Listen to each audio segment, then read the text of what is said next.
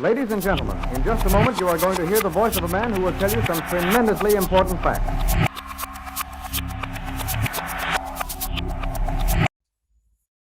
Welcome to the Reality Revolution. I am so excited. This is a very, very special day on the podcast. Finally, I get a chance to talk to Paul Selig. Paul Selig is one of the most amazing spiritual channels, and his 9 books that he has written through his guides have changed mine and many other people's lives in a tremendously profound way. As a devout reader, as somebody that loves to read everything, I had never come upon a set of books that literally change your energy, and you can feel the effects as you're reading it. It's truly a miracle and something wonderful. In many ways, my channel, The Reality Revolution, I completely owe to the work that the guides and Paul Selig has done through me in helping me to realize my own divinity and understanding the shift that I was going through on so many levels. The writings that Paul and his guides have are wonderful and gentle, slowly taking me through many steps of attunement. And I just want to thank Paul and the guide so much for the incredible work that you've done through me and the many other people that are listening to this program. Thank you so much, Paul, for what you've done. You're very welcome. Thank you for saying that. I know when I can relate to you on many levels. I went to film school and went to graduate school and spent many years of my life in graduate school. I know that's sort of your background. You were a scholar and academic. I know that whole world, teaching public speaking. And in some ways, I've always thought that prepared you for what you're doing now. Film, and I was taught in my graduate school, William Missouri Downs, great playwright. And I was always into playwriting and creative writing. You kind of become a channel before you became a channel in understanding the process of creation. And I wanted to get your background a little bit on how your background set you up for what you're doing now. Well, I was somebody that didn't necessarily even believe much in channeling. It wasn't an interest of mine. I had been a playwright when I was a kid. And I used to, and I didn't know that I was doing this, but I used to put the headphones on. I put one piece of music on loop for hours and just sort of let my brain go and my hands move on the keyboard. And what I was doing was inducing a light trance without knowing that that's what I was doing. And the idea of a character becoming me was something that I understood. What I didn't know was that it was real, and that I didn't understand until later. When I first started channeling, the clairaudience I received it's very, very different, because it's a thought that interrupts all other thoughts. I'm open to it. Really, I think of myself as a radio. So when I was doing the creative work, I had an intent. I was tuned in. I knew what was sort of expected of me. And I'm tuning into a completely different radio station when I'm channeling, that's all. I do think that the availability to it was there. When I was a college teacher, which is what I did for 25 years, I taught at NYU and I ran a graduate program at a small liberal arts college in Vermont.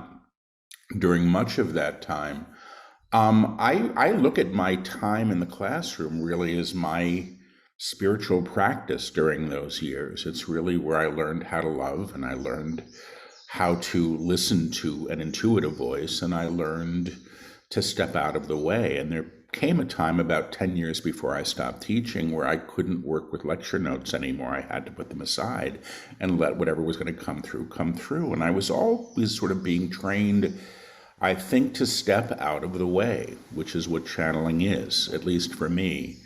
Whenever I'm doing what I do now, I go in with absolutely no expectation except the trust that the transmission will be there. And I allow my consciousness to recede, and I allow the guides to come through, and they do, with whatever they have as an agenda, which may have nothing to do with what I'm wanting or hoping for. And I've gotten used to it over the years. So I do think that I was prepared. I think that the time in the classroom gave me a skill set just in order to facilitate a group of people in a room, which still comes in useful. And, my time running a graduate program, which had people coming and arriving, on campus for a week for a low residency program, it's funny because, I just came back from a week of channeling in Costa Rica, and it's a somewhat similar experience. Everybody shows up, I show up, this thing happens, and then we go home, hopefully charged up and changed in a positive way. But how I channel now is very different than what it was in the beginning, because initially I was hearing fragments and I was hearing instructions mostly for how to work with energy. And I wasn't that interested in the information that came through me because it was coming through me, but the energy I loved because there was no way to fake it. So if the guides are saying everybody receive a hand on your forehead and there's 20 of us in the room and we all go boom like that, you kind of can't, we had a check system with each other. And that allowed me to trust. And then when I found out that I could step into other people, which is how I work as a psychic, which is a bit more like the playwriting was. So like if you have a spouse or a mate and you give me the mate's name, I can step in and I might begin to resemble the person and hear things that you can verify. It's almost like embodying as the other person. And really all I'm doing is turning the radio dial to the person you tell me. It's my coordinate, So think of me as a switchboard, that's it, with a lot of people plugged in at different times. And the guide's transmission is what I work with primarily. And as you've said, you sort of experience the channeling like a fortune cookie. It's incomplete thoughts that are coming through, and you kind of experience it later, right? You go back and look at it, and it makes more sense later than when it's happening. Yeah, when I hear in phrases. And my job, I whisper and repeat. So, I'm mouthing the words or whispering the words, which is the direct transmission, then repeating it so everybody can hear, and the next one's already coming.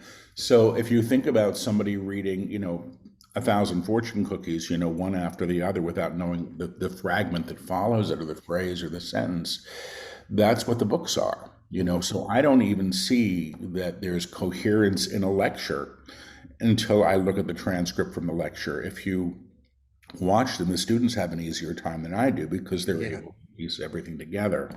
And I'm just so intent on being accurate with the rendering, then my focus is only on the next phrase. Right. And always has been, really. Which is amazing, probably, to go back and look at some of the stuff that they've said. And because I get the impression from your writings that you're still a student too. You're participating just like we are in these teachings. There's no writing involved at all. Right. Me. Everything is spoken and then transcribed. So none of these books had any writing. Occasionally I'll write an introduction in my own voice. Hi, this is Paul, and this is how this happened. But that's, other than my spoken interruptions in the text, which get included in the transcripts, there's not much of me. So I'm sorry, I forgot what the question was. How's it changed? What was it? Well, it's you answered it. It's I am a student of the work. As a student of the work, yeah. So I know you've mentioned how it's changed over time, and you're such a great channel as an open radio.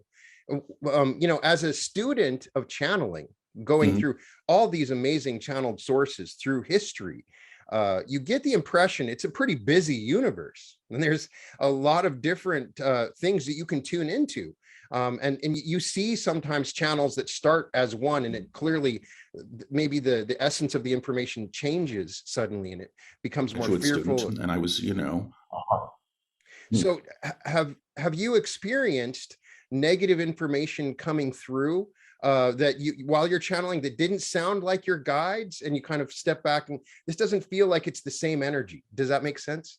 I lost the middle of what you were saying because the camera froze, and I said something because I thought you were done, and now I'm hearing what the whole question is. Okay. So if the question is, have I encountered negative stuff that I know are not my guides? Yeah, but I don't listen to. Yeah, that's the amazing that some channels, some channelers, it seems like they're not as aware of what they're tuning into, and they'll just say whatever comes. And you've got this ability to you tune into the very high level of information that's coming in. I think, that's got to be the intent. Just because somebody doesn't have a body and is talking to you doesn't mean that it's worthy of listening to. I Right. used to say my grandma, was married at least 4 times, and she's dead and, elsewhere. And she's probably not who I want to listen to relationship advice from. Right, She right. might be happy to give it to me. But I'm very clear when I hear about stuff that's very fear-based, and is encouraging people to be afraid or divisive or hate other people. That's just low level stuff. I just don't want any part of it. The guides I work with teach discernment. They don't talk about fear. I mean, they don't talk about fear as something that's productive and we should be aspiring to. They talk about how to not make choices in fear and what the purpose of fear is. So I feel very lucky about how I've been worked with. But I'm not somebody that wanted to be a channel. I wasn't Right. looking to do this. I had studied a form of energy healing when I was in my early 30s. And it was the height of the AIDS epidemic, and I was volunteering at a center for people that were living with life-challenging illnesses. And I found that when I had my hands on people, I began to hear things for them. And that's how I began to hear. So I had my hand on your throat and I heard the name Billy. I learned to say, "Who's Billy?" And you might say, "My father, my lover, my dog, my son." And as I would get the confirmation, I began to trust what I was getting. And then it moved to channeling. So everything that I've gotten has always been in service to other people, not because I thought that this would be a nice thing to do. In fact, it's the last thing I wanted to do was channel. I didn't necessarily believe in it, and I still think that there's a fair amount of stuff out there that is called channeling that is not. It's somebody maybe tuning into to an aspect of themselves or an idea of the higher. And I'm not meaning to be critical. I just think that discernment gets important at a certain level, and the ability to assess the quality of information that are coming through. The guides I work with, fortunately, have been really consistent over the years through these books. I don't think they've ever contradicted themselves, which is kind of stunning. But I just show up. My job is my work. Other people can do what they want, and that's fine.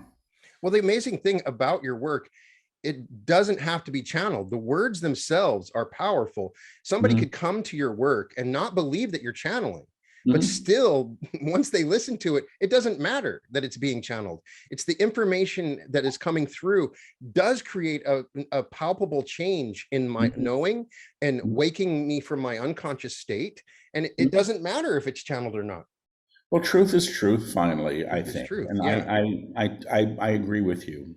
The guides have said from the beginning that the books operate on two different levels. There are the words on the page, which provide an intellectual context, for the reader. Mhm. And the real book, they say, is the energy exchange that's happening with the reader. So the real book is an energetic offering. Right. And guides are basically, I believe, in conversation with the readers on an energetic level as you move through the text. Right. And I'm grateful for that. The first book, nobody knew who I was, and there was no publicity at all. And people started leaving these reviews on Amazon saying, I'm reading this book and my body is vibrating, or I'm reading this book and I'm seeing auras. And I went, well, this is great because it's what they said was going to happen. And it continues to happen. So you don't need me. You need to do the books themselves and you'll get the experience. The amazing thing about these books is in a world that we're very impatient, we want everything quick, fast, and Yeah. it's how patient they are. The guides are very patient. We're going to teach you this. You are the word. It's a basic idea. We're going to get this into your mind, and then slow. You are your truth, and then it's just such a, for me, for somebody who ADD and impatient, wanting to know everything right now, give it to me. Yeah. They said, just calm down a little bit. We're going to take you through this very slowly, and there's no other teaching I've seen like that. It just each builds on itself in such an incredible way that it's amazing. Did you get a feeling that was what they were working at from when you started on that first book? That they had No, that? I didn't even believe the first book was going to happen. I had just gotten, fired from a writing job, and I was giving up writing. I had just decided that was it. And a woman who I knew in academia, Victoria Nelson, called me up and said, maybe this would be a good time to write a memoir about how you became clairaudient, because she was very interested in my psychic work. And I basically was saying, I'm never going to write anything again. I don't care. And then the guides piped in and said, no, we have a book to write. And if you take 2 weeks, we'll do it. And I honestly had just gotten my ego quashed. I had time on my hands that I wasn't expecting. And at that moment, I didn't really care what people thought of me. So I went, why not? And I agreed to show up for those weeks, that 2 weeks of sessions, and they dictated the first book. I didn't realize the book cohered until I finished typing it and then read it. And I was like, God, this is a real book. And the guides had said it's going to be published, and it's going to be the first publisher who reads it, and don't haggle. And that's exactly what happened. It wasn't even submitted. It was, I met the editor. The first time I was ever asked to channel publicly, which was at the Esalen Institute at a conference for a bunch of scientists and eggheads. And I was like, what the hell is this? But I showed up, I did it, because that's what I do. I show up for this stuff. And the editor happened to be there and said, he took the book back on the plane with him. He had the manuscript. I had the manuscript in my suitcase, and it was on the shelf in months. It was shocking. So amazing.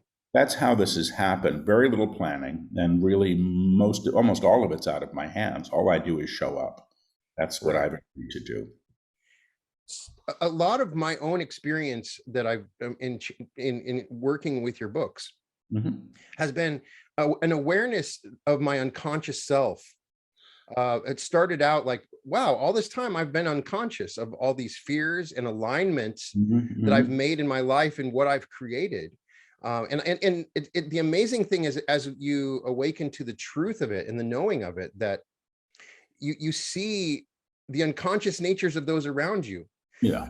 I really, you can see, well, that crazy stuff that's happening over there. At first, I'd be like, wow, that's crazy. Now I can just see their unconscious nature. And so the world is sort of, we'll get into this a little bit more because it's really what I'm fascinated. But the world is changing. We're clearly going through a change that's different than what we've ever gone through before. A massive change in consciousness, and we can see it in the events in the world and the things that are happening. We can feel it in our hearts.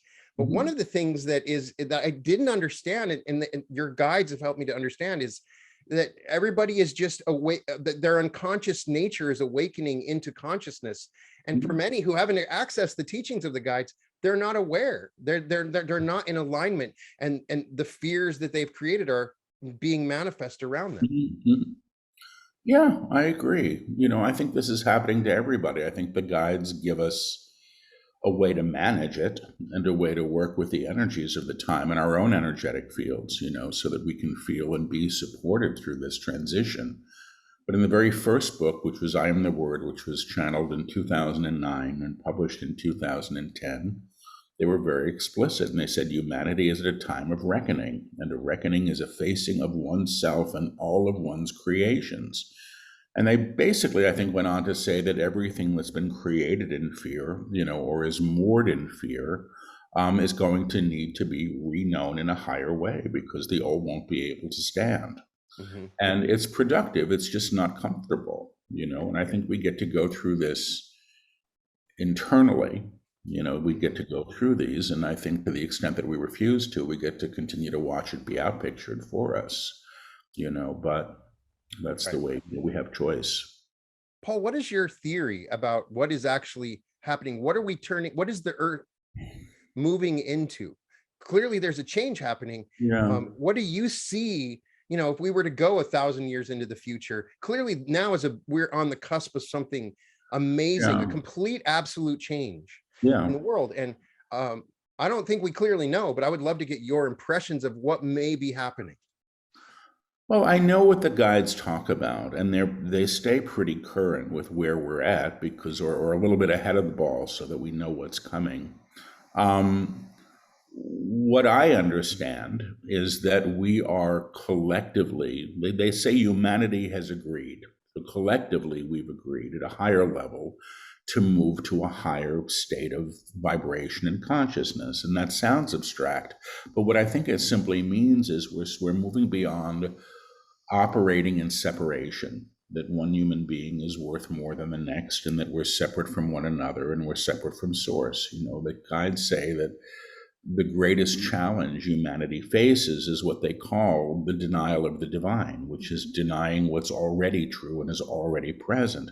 This isn't religious. The guides say there is one note sung in the entire universe that's in manifestation as everything we see, and everything's operating at different levels of tone or vibration within that. So what they talk about, what they say is happening is that they say that any piece of music can be played in a higher octave. And they talk about the level of reality that we know and have been used to as operating as an octave. Mm-hmm. And they say we're moving to the next octave. We're being transposed or played in a higher way. And that's just our own consciousness and energetic field. Nobody's coming through playing us. It's the realization of the inherent divine, they say, which is within everybody and everything. That's what we're awakening to. So, they've said, I don't do a lot of prophecy. I've never said what's the world going to be like in 1,000 years. And they might answer it. I mean, they usually do. But what I understand is that what we're getting ready for now is to say no to the ideology that war has its basis in, because we won't survive it, if it happens, and that we know that, so we're not going to agree. And I hope that's true.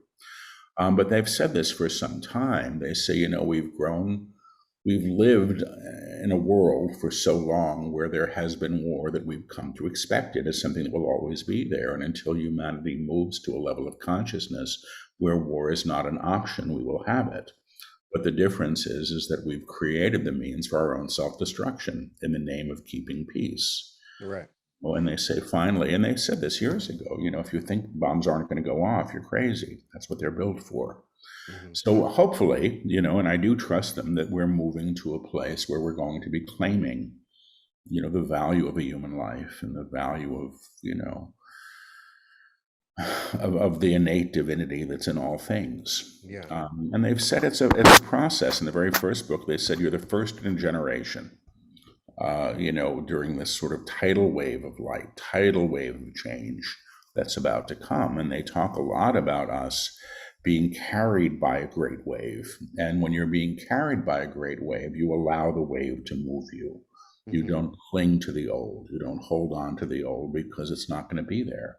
My life in the last couple of years has all been about letting go of who I thought I was supposed to be and what my life was supposed to be like. All of it's gone, pretty much.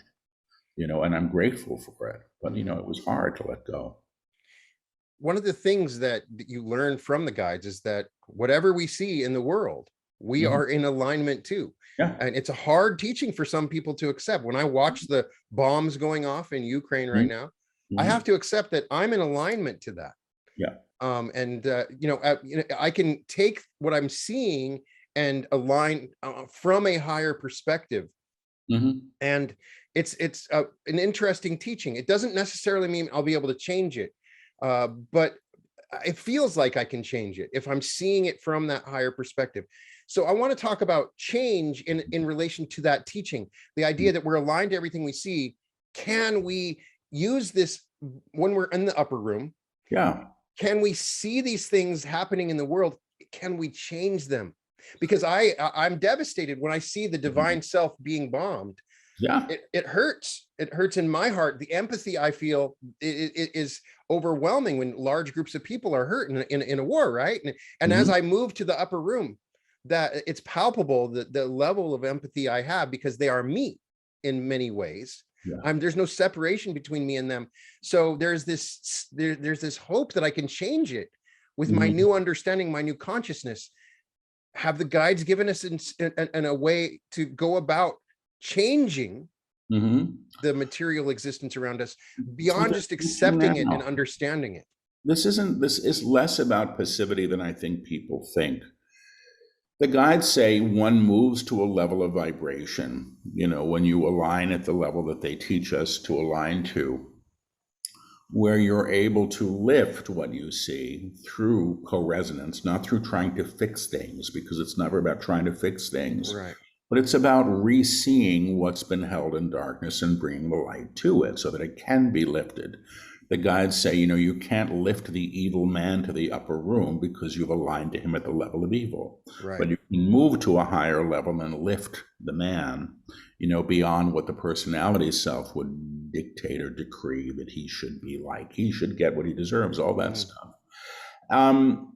It's a big teaching. I was channeling a number of years ago in Calgary, Alberta, and it was a weekend workshop, and I woke up for the second day, which was Sunday morning, to the news of the Pulse nightclub shooting in Orlando, Florida, which at the time was the biggest mass shooting in the US.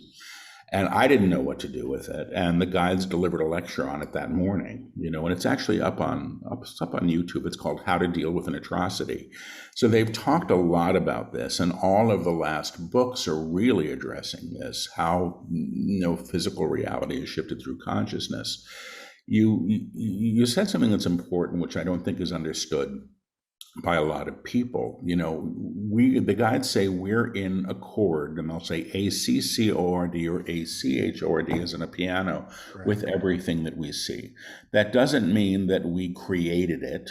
It means that we're in alignment to it through the collective. We all have a collective reality that we're participatory to. They do say that how we hold anything in consciousness contributes to the form. The idea of lifting to what they call the upper room, they say the act of lifting what you encounter becomes the byproduct of being. And that if one is called to act, to participate in change on a physical level, you will know what to do. You'll be called to do that. So it's not a teaching of bypassing or pretending that something is okay when clearly it's not. But it is about bringing what they would say the claim of the divine, or the vibration of the divine upon what you see, because they say that's the higher, and you're shifting things to the higher. So I think the invitation is always to operate in fear and operate in agreement to the lower, which is why we fight. Right. So it's a much bigger teaching. The last book, The Kingdom, really addresses it. And I believe the book, because I don't remember what's in the next book, it's out in September. And that one was channeled so fast, I haven't even, I proofed it fast, and I'll read the whole thing, before it makes print.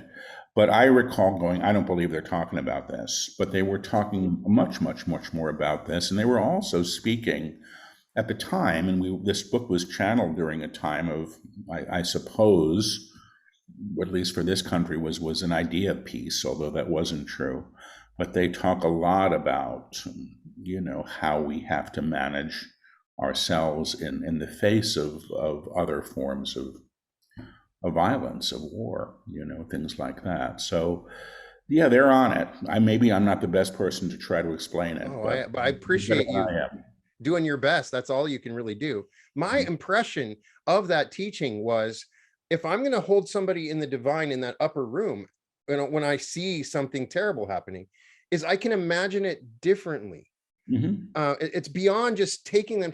I can imagine that the war is not happening. I can imagine that the killing is going away. I imagine something different that is in alignment to what would be in the divine. I hold it in the divine, but at the same time, I imagine it differently. And they don't really ever explicitly say that. That is my impression. I was wondering if I'm on the right track, or do you think it's just sitting and holding it in attunement to the divine? I'm gonna have to go to them, and I'm only on my second cup of coffee today, so we'll see if I can. It's early morning here, so let me just see what I can get the emails to. They're saying the young man wants to know what to do. It's really very simple. It's really very simple. The claim of the omnipresence, the claim of the omnipresence of the divine, where it appears to be gone, where it appears to be gone, where violence is claimed it, where violence is claimed it, or a fear of things is claimed it, or a fear of things is claimed it, is much more than you know, is much more than you know. The claim God is, God is, God is. The claim God is, God is, God is. In the face of darkness, in the face of darkness, indeed dispels the darkness, indeed dispels the darkness. What one need not do, what one need not do is decide how things should be fixed, is decide how things should be fixed. What one may do is realize the omnipresence, is realize the omnipresence, the claim of the divine upon what has been held in darkness, upon what has been held in darkness. When you do this, you lift what is being held in the lower, you lift what is being held in the lower to the higher, through co-resonance, you can claim peace. You can claim peace. We claim peace. We claim peace. And you may shout the claim of peace. And you may shout the claim of peace from every rooftop, But you must understand that it's the divine makes change, that it is the divine that makes the change. If it is operating through you, well be it. If it is operating through you, well be it. Well be it. Be the peace you wish to see. Be the peace you wish to see. But know that the divine holds more power. Than the denial of it, period. They're saying period. Thank you, guys. Okay. Thank you guys. There's a, I'm you know, honored. it's funny. There's a video because I just read the transcript this morning because it was delivered a few days ago in this workshop in Costa Rica that's about this. So for all I know, that's going up online today or tomorrow. So look for it because they talk about bringing peace to what you say specifically. And I think they are talking about what's happening in the world right now directly. And I think an important teaching, going back to that, the guides emphasize in many of the books is that whatever you put into darkness gains power. Yeah.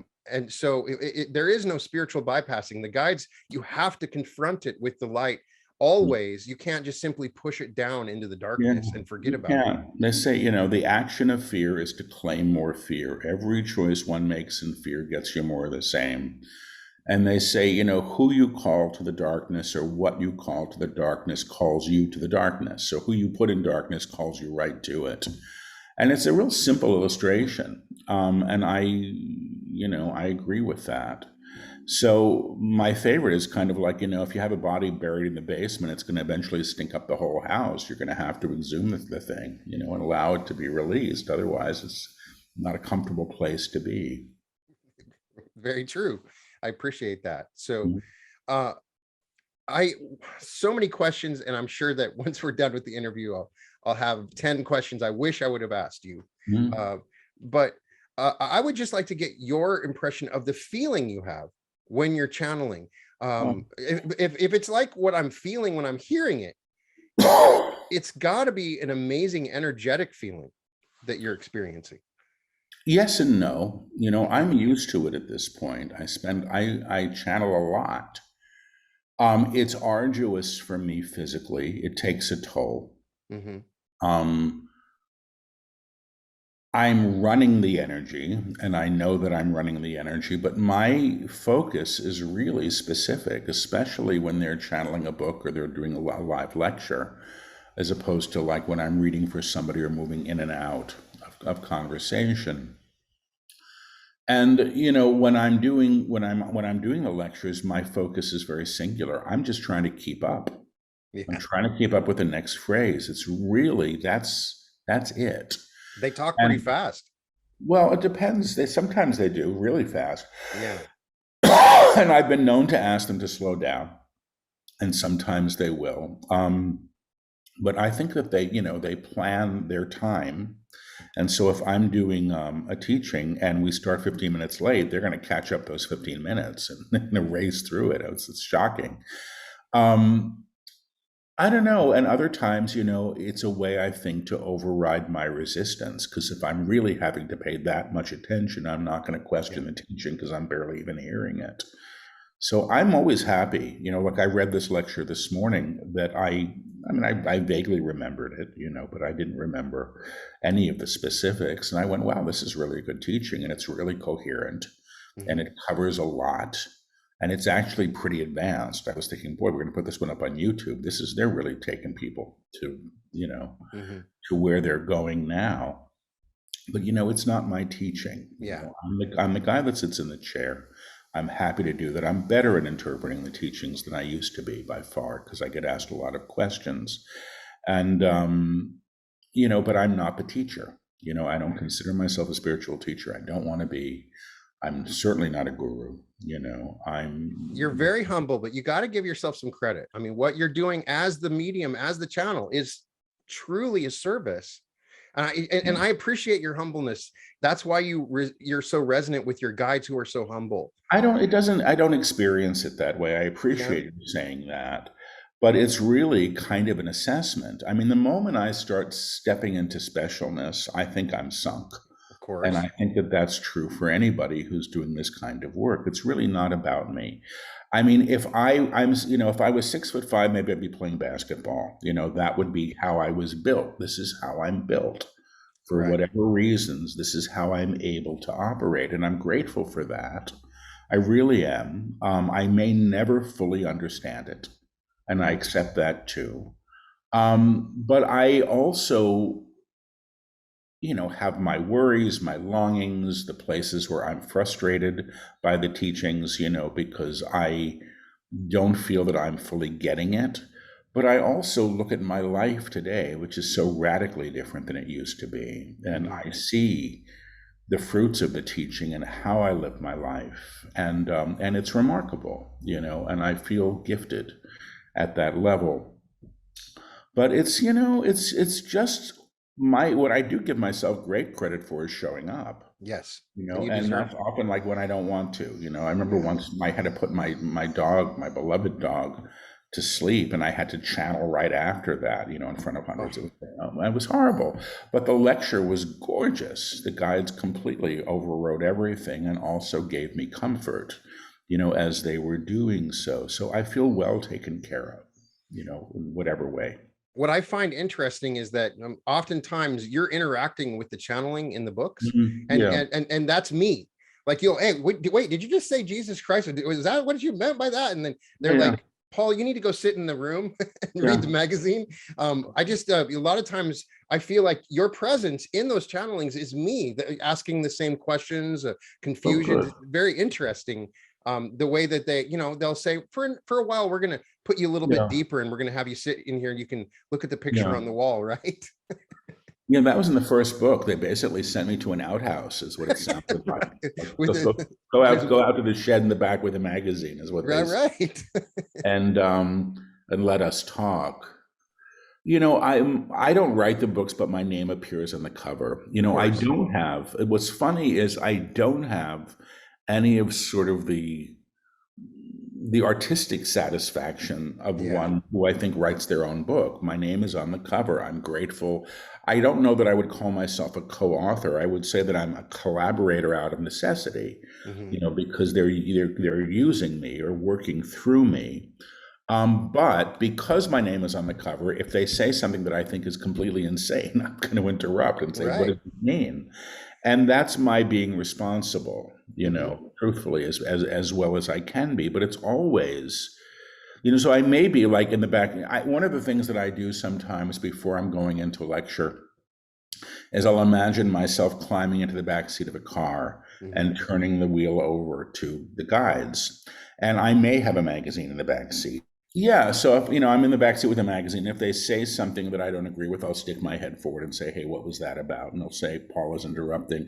Most of the times, they'll answer the questions. They actually have begun in the last few books anticipating my questions. So even before I can stop them, they'll say, "Paul has a question," but they'll phrase it in their own way, which I find interesting. And I think what they're doing is trying to keep the narrative on track. There is one book where I don't remember which book it was, where Victoria Nelson was still the only, initially she was the active listener. She'd be on the phone, I'd record it, I'd type up the recordings. Now the last 4 or 5 books have all been done in front of live audiences. I mean, it's all, videotaped. But this one time she was in the room with me and it drove me crazy, and her sneakers squeaked on the floor and I panicked and I lost the frame, and I went, and it was a book channeling, and the deal with the books is we don't change anything. So it was like, oh my God, what am I going to do? We got interrupted. Is this still in the book? Blah, blah. And the guide said, we're going to deal with your fear now, and we're going to keep talking, and then we'll tell you later if this is in the book. The whole damn thing was in the book, including my freaking out. They left the whole thing in. But I don't know if that's what they had intended originally. And I do think that the coherence of the manuscripts is their job. My job is to show up on time. And, they will direct it. So I just give them all the power with this. If they don't want to take the question, it's great. If they say, we'll answer this later, thank you, I'm fine with it. But often they'll answer the questions. And partially, I suspect, for the reasons that you say. If I'm questioning a teaching, they will probably have other people questioning it as well. Right. One of the most amazing things that many people have seen happen in live events, when you're doing attunements, your eyes change color to a light blue. Yeah. I'm wondering if you've ever maybe considered asking a scientist, somebody to monitor what's happening when you have this. I don't see it because they're my eyes and they're in my head, but it happens pretty much every time. And I'll often ask the audience, after what color my eyes were. Well, somebody will say, "You have the most beautiful blue eyes," and I'll say, "I don't have blue eyes. I have hazel eyes. They're kind of dark." And I'll go, "Well, wait a minute," and people will come up and look. And I don't know how this happens. It happens. And I'm curious. I'm really curious. But, I've had very few, and it's only happened under hypnosis or in meditation where I've seen the primary guide that I've come to know. And he's got those eyes, and they're beautiful. They're beautiful, beautiful. And I recognize them. And I'm sure that's what people are seeing. And he's deeply loving and very wise. And when he steps in, the attunement that you're speaking to, the guides will often step more fully into me, and then they'll stand before each person and do an attunement. And they did this just last week. And it's remarkable for me to be able to experience that. That's energy that's off the charts. And it's a big experience generally for those who are being witnessed, but they're all seeing the same thing. And someday somebody will film it. Maybe somebody has, and I haven't seen it yet, but it's curious. Yeah, if they could just wire you up with, I would love to know if there's science behind it. Probably not, but I find it, it's just a fascinating aspect of your process that probably more people should talk about it. So. Yeah, there's a science to this, I'm sure. I did have some neurologists wire me up once, and it was interesting. And they said that I had the brain waves of a Tibetan monk who'd been meditating forever. And I was shocked because that's not how I experienced my daily life. And most of my friends would say, that's not Paul at all. He's worried about things and, all of that. But it showed up, right, on their chart for whatever reasons. One of the, going along with attunements, one of the interesting aspects, we're talking about 9 books, and to me in my head, they're all the same book. Yeah. I can't sometimes differentiate, but when we're getting into these later books, you're doing these attunements where it's almost a sound. You have these, and when you have to redeliver it in the audiobook, do you go through it? I mean, what is happening when you're doing those? Is it similar to what you're in the crowd doing when you're doing that attunement? Yeah, well, when I'm channeling and doing the attunements, the guides are super, super present. But they'll say, for the toning, which is what you're referring to, they'll say Paul on the count of 3, and they'll go 1, 2, and then I'll open up. Mm-hmm. And when I'm doing the audiobooks, which is me reading the guide's words, because there's whispering and repeating. And when it comes to the toning, I go back to them and ask them. They just do it through me. And I think they're pretty present energetically through the books as well, in the audiobooks. But yeah, the toning's the toning. And I think the first time we blew out the sound equipment in one of the studios, nobody was ready for the decibel of it. But it's kind of wonderful. Initially I was much happier staying in my chair and not walking around the room, and certainly not making that loud noise. But I've had to move past it. They'll often even do it in live streams if there's something that they want. It's a way to create a common field and move beyond a level of resistance where other things can then be made possible. One of the things that I've learned and create a desire has come to me through these teachings is a desire to serve, something that is talked a lot about through the guides. How can I serve? What can I do to serve? And so it seems like with each book, I get a little more integrated understanding of service. And I wanted to get your comprehension as you've learned from your own guides and of service and how they're teaching us to be of service, because I think there's sort of a limited view. I can go to the soup kitchen and I can, volunteer at the soup kitchen, but there's an energetic level of me to be in service to all the things around me that I didn't quite have a concept of prior to learning through the guides. And I wanted to get your perspective of that. Well, one of the claims, the attunements that they work with is, I know who I am in truth. I know who I am in truth. I know what I am in truth. I know how I serve in truth. Mm-hmm. And when it first came through, we just assumed how we serve was like whatever we did for a living. This was back in my New York group before I was working more publicly.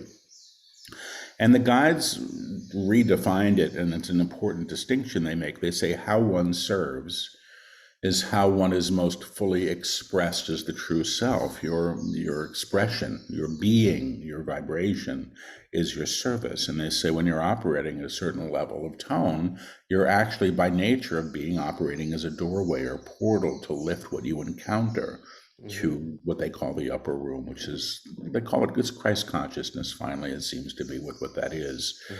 And that doesn't mean you don't go to the soup kitchen. It doesn't mean that you don't show up for whatever you're called to do in the day.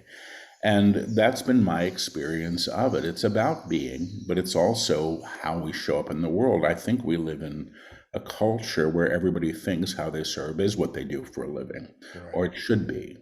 And the guides, that people will say, oh, my spiritual life is great, but my professional life, And the guides say, well, your professional life is your spiritual life. It's all the same thing. It's how you walk across the street. It's how you show up for anything. That's all your spiritual life. It's the same consciousness that's present for all these things.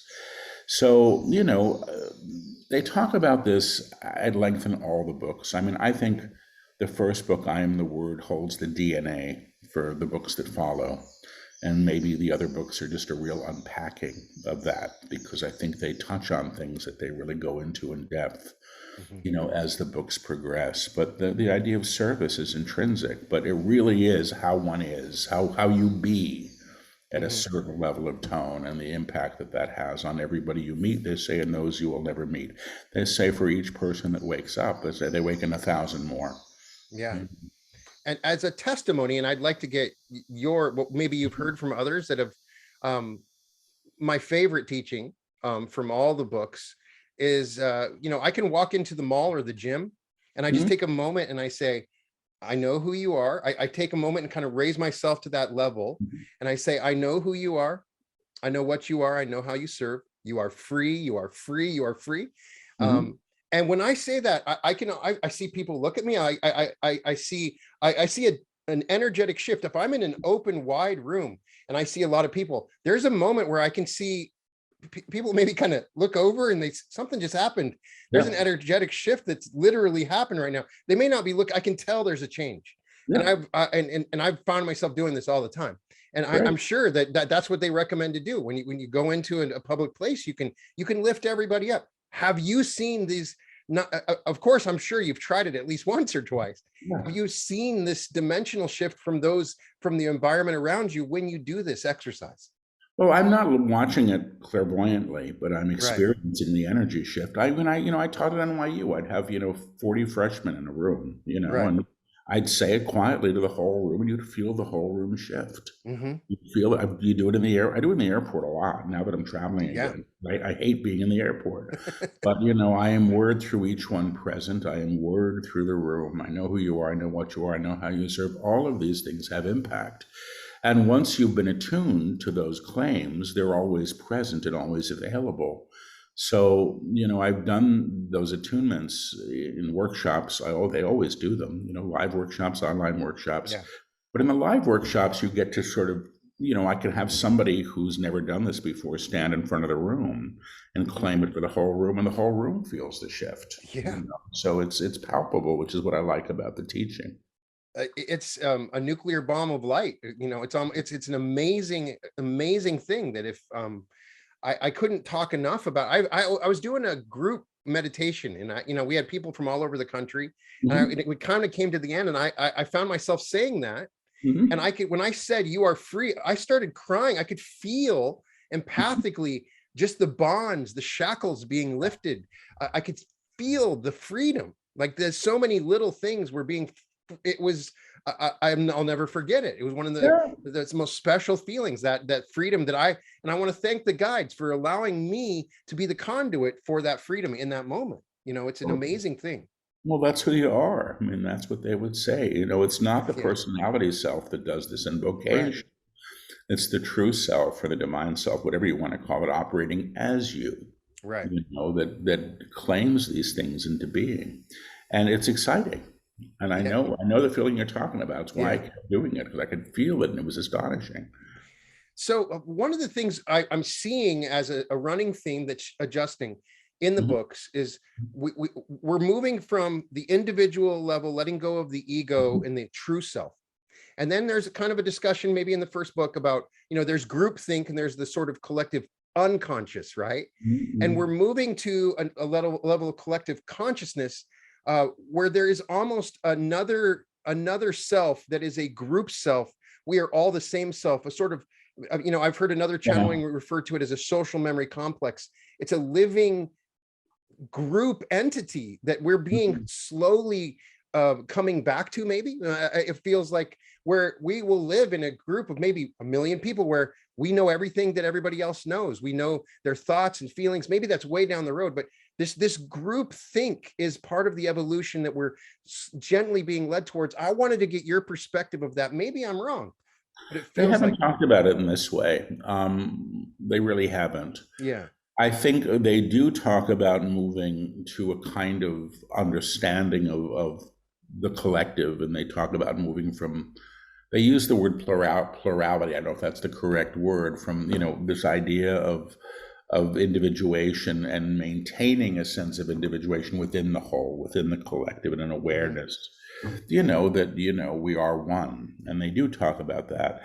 When I work as a reader telepathically. That's how I'm accessing information. That's why I, can do what I do. And I think that that's a capacity that we have that has been undeveloped, and that I do hear that that's something that will be developed. I do think that we'll move into sort of, hive mind stuff where one person knows how to use a power tool. Everybody will know how to use a power tool. I don't know that that's true. I don't know how to use a power tool. I don't really want to learn, Right. but it's possible that it exists there. So I don't know where we're going. I do think that we're moving beyond an agreement to fear. And they say, we were born into it. It's kind of like we all grew up in the pool where somebody already peed before we got there. We're used to it. It's what we know, Right. And the idea of being lifted out of that pool just to another way of being is challenging, to say the least, for most of us. And but that, I do think, is what's happening. What that looks like, I don't know. Maybe we'll get into that in the next book. Right. It took a while for the guides to even say who they were. They said we are of the Melchizedek, but it wasn't an individualization. Have they given names, or is they just they're so egoless and it's unimportant. They're all I wanted to get they've never really wanted to individualize themselves with a name, right? The name's not. No, and it may be my resistance. That's possible too. I mean, I've known who I've been dealing with from the beginning, Yeah. Initially I heard the priest, and then I heard the high priest, and then I was, it's a long story, but the name Melchizedek had been told to me by others, and I was like, I don't want, but then I got the priest, the high priest, and then I would see the guy. So anyway, that when they say they said in one of the books, if you wish to call us something, you may call us Melchizedek, which is a priesthood and an order and their teachers. And that's how I understand them. I'm a little cautious, I think, around a kind of spiritual materialism that gets invoked, I think, unfortunately, around channeling, or entities. And I'm channeling with this one and that one. When back in the 90s, when I was beginning my work, I would hear things like, well, there's an Archangel Michael channeling on the Upper West Side of Manhattan, but if you really want the hot one, go hear Gabriel in Brooklyn. I think, wait, this is ridiculous, So I don't think it matters. The only reason they're called the guides is my ex from years ago, when he found out I could do this, he used to say, ask the guides this, ask the guides that. And they never objected. That's why they're called the guides. And my favorite definition that they've given us over the years is, we are who you become when you know who you are. But I do think that they're informed by levels of consciousness that are inclusive of, there's ascended masters, if you want to use that term. But again, that gets fraught because so much of this stuff has been sort of mangled over time. Now, I know personally, if I had access to guides like you do, I would be asking some of the craziest questions. And I'm sure human nature, you probably asked some. I'm sure, tell me more about the history of the solar system, or tell me about the JFK assassination. They probably don't want to talk about stuff. It's not what they're here for. Yeah, that's not what they're here for. Yeah, it's not their work. I mean, it's just not it's not what this is about. I mean, I remember once doing a book signing in Asheville, North Carolina, and I was just talking as myself, as I often do at book signings. Some guy raised his hand and said, well, do the guides have anything to say to us? And they said, yes, we are not the entertainment. Done. That was all they said. We are not the entertainment. So they're teachers, They're teachers. Yeah, that's what they've got their teaching, and that's what they deliver. And I don't know, they haven't, introduced me to a life partner. They haven't told me my lucky numbers. They don't care about these Yeah. things. They've got other things that they do care about, which I think are more important. So I've learned to trust that. Yeah. And for whatever reasons, when I'm not channeling, it doesn't occur to me for the most part to go hunting. Yeah. I'm there for what they want to talk about. That's really the deal. Now, outside of the guides, one thing that you, I think, can teach us a little bit is you're an empath. And I think part of this shift, a lot of people are becoming more empathic as they go through these attunements. And some people struggle with it because they'll walk into a Walmart and it's like, I'm just taking on all these fears and you kind of talk a little bit about how you can be empathic, but not allow the energy to sort of take over. Can you give us some guidance on that? I think some people it might help them deal with this new empathy that we're learning to understand. Well, I don't think anybody's doing anything to us, and I think that's the first thing to consider. The first time I did a video, a TV interview, it was a cable thing, I could hear the ridicule because it was me channeling without, context. And I could feel it and stabbed in the ears, and that's what I get when somebody's talking crap. And I went to bed and I said to the guides, why are you letting this happen to me? And he said, well, if you don't want this to happen, you need to stop caring what people think about you. So it was my problem. It's what I was aligned to. So, I think, what does one do when one is sensitive? Listen, I moved to the rainforest. That's what I did. I don't like crowds. I don't like loud music. I don't want to hear my neighbors. I hear a cow, a couple of properties over, and I'm fine with the cow. The cow's not bothering me. But, I used to live down the street from a fire station in Manhattan all night long. So I don't know what to, how to say this. The guides talk about this. I think it's the Book of Love and Creation. They get into this stuff. But there's a lot to know. There are other people that teach this. If you keep your vibration high, you're not going to pull in the lower. Nothing that we can claim isn't in accord to our vibration. It's really, we're responsible for that. But I think if you want to, I work with a prayer protection before I channel, before I do groups, often before I even give any kind of a talk, I'll ask Spirit to work with me. And I find that helps. So we're coming close to the end. If the guides would like to give us, the people listening to this, any homework, any advice, any words that we can proclaim, anything, we would love it. If not, we fully appreciate all the teachings up to this point. That would be what I would ask. Let me see if I get anything when I say two things. They're saying we would like to say two things. Start agreeing to what you have. Start agreeing to what you have. Stop pretending what you feel is going to go. Stop pretending what you feel isn't what you feel. Allow the feeling first. Allow the feeling first, and then you can move it to the higher, and then you can move it to the higher. It will not be moved. You deny it. It will not be moved if you deny it. Also start understanding. Also start understanding what your true nature is, what your true nature is. The divine is here as you. The divine is here as you, not as personality structure, not as the personality structure, but as the innate self, but as the innate self that seeks expression as and through you, that seeks expression as and through you. Give it permission. Give it permission to know who you are, which means to realize you, which means to realize you in a full way. In a full way, the journey has begun when you say yes to it. The journey has begun when you say yes to it. Thank you for your presence. They're saying thank you for your presence, period. And they're saying period. Thank you so much, guides. Thank you so much, Paul, for the time that you've spent. I wish I could talk to you for hours and hours outside of the channeling stuff.